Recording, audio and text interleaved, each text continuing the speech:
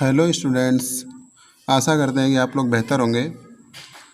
आज के क्लास में हम लोग जानेंगे फिजिक्स का जो सेकेंड लेसन है, क्लास 12 का सेकेंड लेसन, स्थिर वैद्युत विभव के बारे में। इलेक्ट्रोस्टैटिक पोटेंशियल जो था, इसमें हम लोगों ने इससे पीछे बहुत से पार्ट्स के बारे में हम लोगों ने जाना। इससे पहले हम लोगों ने पढ़ा था कि संधारित्र क्या होता है, संधारित्रों का संयोजन कितने प्रकार से करते हैं, जिसमें आप लोगों को बताया गया था कि संधारित्रों का संयोजन दो प्रकार से होता है, श्रेणी क्रम संयोजन और समांतर क्रम संयोजन। और दोनों के फार्मूले के बारे में भी उत्पत्ति आपको बताई गई थी कि हम इसका फॉर्मेशन कैसे करते हैं, इसकी उत्पत्ति हम कैसे करते हैं। तो उसी से रिलेटेड आज हम अगले टॉपिक के बारे में बात करेंगे कि संधारित्र में संचित ऊर्जा, इसमें कितनी एनर्जी संचित होती है, एब्जॉर्ब होती है, इसके बारे में हम लोग जानेंगे। तो आइए देखते हैं इसके बारे में कि क्या है संधारित्रों में संचित ऊर्जा। बैटरी संधारित्र को आवेशित करती है। जो बैटरी होती है ये संधारित्र को चार्ज करने का कार्य करती है, इसको आवेशित कर देती है, इस पर चार्ज देती है। यह धनात्मक प्लेट से इलेक्ट्रॉन हटा करके ऋणात्मक प्लेट में धकेल रही है। यहाँ पर एक बैटरी आपको दिखाई गई है बना करके, इसको आप देख सकते हैं।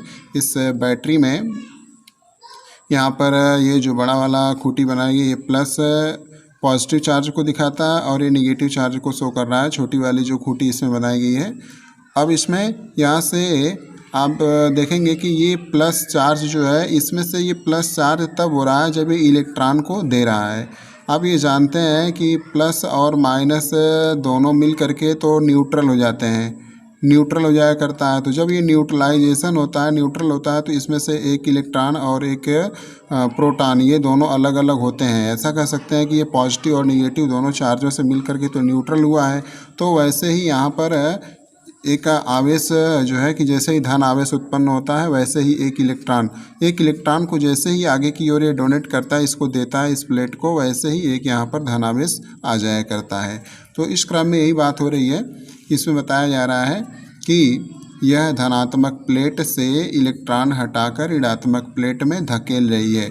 तो आप इसमें देख रहे हैं कि ये धनात्मक प्लेट जो है, जो पॉजिटिव वाली प्लेट है, इस प्लेट से इलेक्ट्रॉन को धकेल करके ऋणात्मक वाले प्लेट को दे रही है या उसको उस पर पहुंचा रही है, जिससे आवेश का पृथक्करण हो जाता है या हो रहा है। इस प्रकार से जो आवेश हैं ये पृथक पृथक हो जा रहे हैं। इस पर हम कह सकते हैं कि एक प्लेट पर प्लस आवेश हो जा रहा है और दूसरे प्लेट पर माइनस आवेश हो जा रहा है।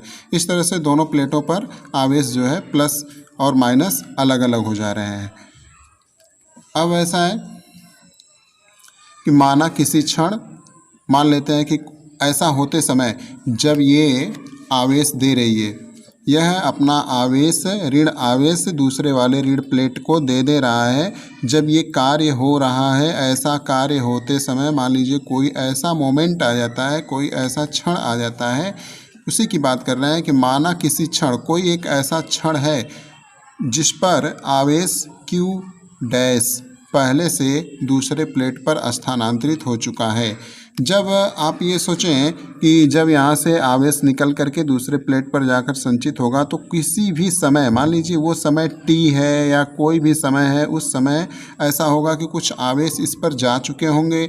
हम उसी समय की बात कर रहे हैं और इस क्षण विभवांतर v डैश है। किसी ऐसे क्षण, मान लीजिए हम किसी ऐसे क्षण की बात करते हैं, किसी ऐसे मोमेंट की बात करते हैं, एक छोटे समय की बात करते हैं जिस समय यह आवेश Q डैश इस पर स्थानांतरित कर चुका है और ऐसे कंडीशन में इसका जो विभवांतर है ये v डैश हो जा रहा है, इसका विभवांतर v डैश हो जा रहा है। तो अब ऐसा कि हम जानते हैं कि फार्मूले के लिए हमने धारिता संधारित्र को पढ़ाया था पीछे, आप जानते हैं कि Q इक्वल्स टू होता है CV, आवेश Q इक्वल्स टू C गुणे V, जहाँ पर C धारिता है और V विभवांतर है। तो अगर हम इसमें से पक्षांतर करके मान प्राप्त करें तो हमें प्राप्त हो जाएगा V equals to Q upon C, यहाँ से V equal to Q upon C। तो हम जानते हैं कि V विभवांतर हो गया, Q आवेश हो गया और धारिता इसकी C हो गई। अब इसके आधार पर अगर हम देखें तो ठीक इसी प्रकार से हमारा जो उस क्षण की बात कर रहे थे, उस क्षण इसका विभवांतर v डैश था और आवेश का स्थानांतरण q डैश हुआ था। तो इस प्रकार से हम ये कह सकते हैं कि इसी आधार पर v डैश इक्वल्स टू हो जाएगा q डैश बटे c। यहाँ पर हमारा विभवांतर v डैश है तो हम इसको v डैश लिख सकते हैं और आवेश का स्थानांतरण q के बजाय q डैश हो रहा है तो इसको q डैश से दिखा देंगे और इसकी धारिता c है। हम इसको मान लेते हैं इक्वेशन नंबर फर्स्ट, ये हमारा समीकरण नंबर 1 हो जाता है। अब आवेश dq को, बहुत सूक्ष्म आवेश डिफरेंशिएटिंग चार्ज है कि ये जो है कि बहुत छोटा आवेश को स्थानांतरित करने में कार्य। अगर हम ऐसा मान लेते हैं कि इस प्लेट से इस प्लेट पर यदि छोटे से आवेश dq को, ये dq यहाँ पर लिखकर दिखाया गया है, इस छोटे से आवेश को यहाँ से यहाँ तक लेकर जाने में कुछ कार्य करना पड़ेगा। तो जो कार्य करना पड़ता है हम इसके लिए फार्मूला जानते हैं कि कार्य बराबर होता है विभवांतर गुणे आवेश, कि इस कार्य को करने में कितना विभव उत्पन्न हो रहा है और वो आवेश का मान कितना है।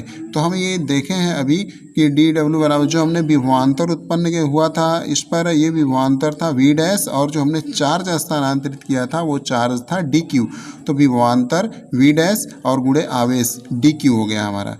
तो अब हम यदि बात करें तो जो हमने समीकरण 1 प्राप्त किया था अभी समीकरण 1 जो हमें प्राप्त हुआ था v dash equals to q dash upon c। अब ये v डैश का मान यदि हम उठा करके यहाँ पर पुट कर दें, रख दें, तो हमें एक नया समीकरण प्राप्त हो जाएगा जो होगा dw इक्वल्स टू समीकरण 1 से, या समीकरण 1 से v डैश का मान यहाँ पर रखने पर हो जाएगा q डैश अपान c और ये dq अपने स्थान पर ही रहेगा। हम इसको समीकरण नंबर 2 मान लेते हैं। अब अगर ऐसा करें कि इसी प्रकार से संपूर्ण आवेशित, पहले इस पर 0 आवेश था, किसी भी प्रकार का आवेश नहीं था, हम देते देते अगर पूरा का पूरा आवेश इसको दे देते हैं तो हमें कितना कार्य करना पड़ेगा। हमने छोटे से कार्य के बारे में कैलकुलेशन किया, ये कार्य तब के लिए था जब हमने dq आवेश दिया।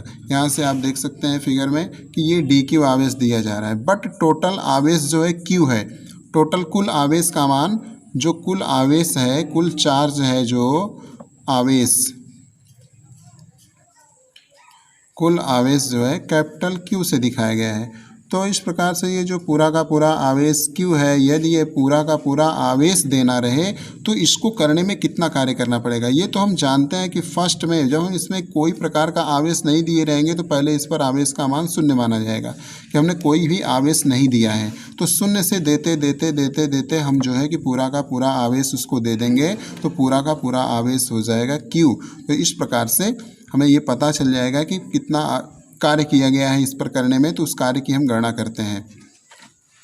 तो ये W हो जाएगा। हमें W कब प्राप्त होगा, जब dW का समाकलन करेंगे। समाकलन हम पूर्ण वैल्यू के लिए करते हैं, जब हमें किसी भी छोटे से दिए गए मान के आधार पर पूरे की पूरे मान की गणना करना पड़ता है तो उसका समाकलन करते हैं। जैसे हम dW का समाकलन करते हैं हमें पूरा का पूरा कार्य प्राप्त हो जाता है W।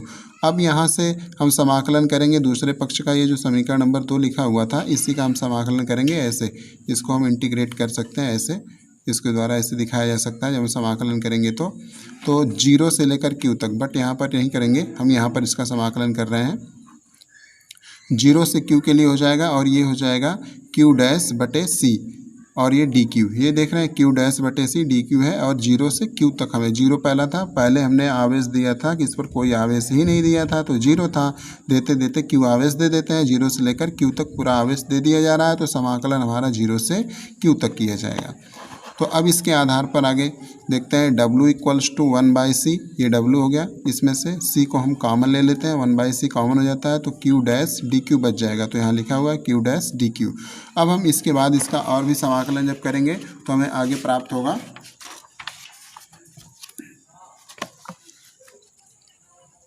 इसे आप देख सकते हैं W इक्वल्स टू 1/c। समाकलन करते समय जो पावर होती है इसमें 1 ऐड हो जाता है। तो पहले Q1, पहले इसकी जो Q थी, इस Q की पावर 1 थी, तो पावर 1 थी तो अब इसमें 1 और ऐड हो जाएगी तो 1 + 1 2 हो जाएगा। तो ये हो जाएगा Q²/2। तो टोटल जो है कि वैल्यू हो जाएगा Q²/2, इसको 1 + 1 ये भी 2 हो जाएगा और हमारे समाकलन 0 से लेकर Q तक ही होगा। अब इस प्रकार से हम ये 0 से Q ये वैल्यू इसमें उठा करके रख देते हैं। जैसे हम वैल्यू रखते हैं Q के स्थान पर ये Q रखेंगे, स्मॉल q के स्थान पर ये कैपिटल Q रखेंगे तो ये क्यू स्क्वायर अपान 2 हो जाएगा, और 0 रखेंगे तो 0 स्क्वायर अपान 2 होगा, तो उसका वैल्यू 0 हो जाएगा। अब इसमें हम देखते हैं, इस प्रकार से हमें फार्मूला प्राप्त हो जाएगा W equals to q square upon 2C, ये 2C हो जाएगा। इस प्रकार से ये बताया जा रहा है कि यही कार्य विद्युत स्थितिज ऊर्जा के रूप में संचित होगा। ये जो हमें प्राप्त वैल्यू है, जो हमने कार्य प्राप्त किया है, यही एनर्जी के रूप में इसमें एब्जॉर्ब हो जाएगा, संचित हो जाएगा, स्टोर हो जाएगा। क्योंकि हमें ये पता है कि किया गया कार्य ही ऊर्जा की माप होती है, कृत कार्य ही ऊर्जा की माप होती है। Done work is the measurement of energy, कि जितना हम कार्य करते हैं वही ऊर्जा के रूप में तब्दील हो जाती है, चेंज हो जाती है। इस प्रकार से हम W को U से दिखाएंगे, U equals to q upon 2C। ये हमारा हो गया इक्वेशन नंबर 3। जैसा कि हम ये जानते हैं कि Q इक्वल्स टू सी भी होता है, हमने पीछे भी फार्मूले में देखा था कि Q इक्वल्स टू सी भी होता है। तो अगर हम Q के स्थान पर सी भी रख देते हैं तो ये हो जाएगा C स्क्वायर V स्क्वायर, अर्थात यहाँ पर देखें U इक्वल्स टू, यहाँ C भी हम रख देते हैं Q के स्थान पर, तो ये हो जाएगा C स्क्वायर V स्क्वायर हो जाएगा, और एक C से एक C कैंसिल हो जाएगा, तो एक C बचेगा, जिसको हम लिख सकते हैं हाफ CV स्क्वायर। इस प्रकार से एनर्जी के पदों में हमें एक और फार्मूला प्राप्त हो जाएगा। एनर्जी U इक्वल्स टू होता है हाफ CV स्क्वायर, यहाँ C उस संधारित्र की धारिता और V उसका विभवांतर है, जिसका वर्ग यहाँ पर प्राप्त हो रहा है। ये हमारा हो गया इक्वेशन नंबर 4। अब इसके बाद यदि हम देखें तो Q इक्वल्स टू सी भी से अगर हम C का वैल्यू प्राप्त करना चाहें तो C equals to q upon V हो जाएगा। तो यदि हम इस C के स्थान पर, ये जो हमें C प्राप्त हुआ है, यहाँ पर हम Q अपान V रख देते हैं तो हमें एक नया फार्मूला प्राप्त हो जाएगा। समीकरण 3 में U का मान जैसे ही रखते हैं हम यहाँ पर, तो हमें हो जाएगा, ये देखिए, एक Q अपान V रखेंगे तो Q अपान V रखते ही V ऊपर चला जाएगा, Q से एक Q कैंसिल हो जाएगा, और U इक्वल्स टू हमें प्राप्त हो जाएगा 1/2 QV है, हाफ QV प्राप्त हो जाएगा। तो हमने इसमें एनर्जी के लिए 3 फार्मूले प्राप्त किए, और आप जानते हैं कि एनर्जी कोई भी हो, इसकी मात्रा खास करके जूल ही लिए जाते हैं। यहाँ पर भी ऊर्जा का मात्रक जूल होगा, कार्य का मात्रक जूल होगा। एनर्जी के लिए आप कैलोरी या किलो कैलोरी का भी प्रयोग कर सकते हैं, कैलोरी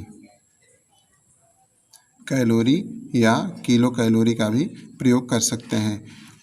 जैसा आप वो किसी भी न्यूमेरिकल को सॉल्व करते समय जैसा होगा उसमें आप उन पदों में व्यक्त करेंगे। तो अभी हमने देखा कि हमने संचित ऊर्जा, संधारित्र में संचित ऊर्जा के लिए कार्य की गणना की, और उस कार्य के द्वारा हमने ऊर्जा की गणना की। तो हमने ऊर्जा को कई पदों में व्यक्त किया। यहाँ पर जो हमने एनर्जी प्राप्त की है, ये Q और C के पदों में हमें ऊर्जा प्राप्त हुई है। इसके बाद हमने जो दूसरी एनर्जी प्राप्त की है, दूसरी टॉपिक जो है, तो ये C और V के पदों में हमें प्राप्त हो गया है, और यहाँ से और थर्ड वाला जो है हमें Q और V के पदों में है। तो सबसे पहले यदि हम क्वेश्चन को सॉल्व करते हैं, हमारे सामने कोई भी क्वेश्चन आता है, तो सबसे पहले हम उसको क्वेश्चंस को ध्यान से पढ़ेंगे, और पढ़ने के बाद जो है उसमें यही देखेंगे कि कौन कौन से वैल्यू दिए गए हैं। जो वैल्यू दिया गया है, फिर इसके बाद हम ये सोचेंगे, ये हम तर्क लगाएंगे कि जो वैल्यू दिया हुआ है, ये सारे वैल्यूज़ इन तीनों फार्मूलों में से, जो यहाँ पर आपको अभी फार्मूले बताएंगे, क्वेश्चन समीकरण नंबर 3, समीकरण नंबर 4 और ये समीकरण नंबर 5, ये जो आपको प्राप्त हुए हैं, इनमें से कौन सा ऐसा समीकरण है जिसमें हमारे दिए गए वैल्यू मैच कर रहे हैं या दिए गए मान इसमें हैं। तो उसी के आधार पर हम उस फार्मूले का यूज करके हम एनर्जी की गणना कर सकते हैं। तो इस लेसन में यहीं तक था। इससे बाद जो है कि अगला लेसन आप देख सकते हैं। अगले लेसन के लिए वीडियो आपके तैयार मिलेंगे। आशा करते हैं कि आप लोगों को ये वीडियो पसंद आए होंगे। यदि आपको ये वीडियो पसंद आते हैं, अगर क्लासेस बेहतर लगते हैं, तो आप चैनल को सब्सक्राइब कर दीजिए, वीडियो को लाइक और शेयर कीजिए। वीडियो वॉचिंग करने के लिए थैंक्स।